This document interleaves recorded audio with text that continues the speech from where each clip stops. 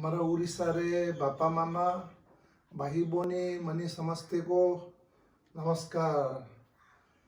मुटुकु Gajapati पंचांबू Tibetan colony रे कहूँ।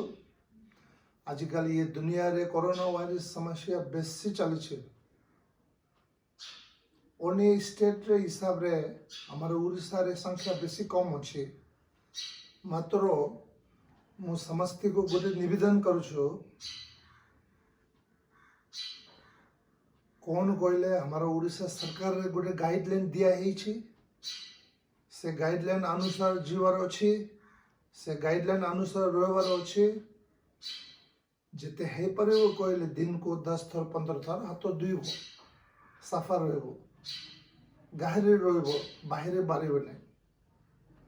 मु भगवान रे प्रार्थना करुछु ये संसार स्पेशल आम उड़ीसा ये कोरोना वायरस रे मुक्त है सब बोल रो सब सुख रो मु भगवान रे प्रार्थना करुछु। सबको धन्यवाद। Thank you.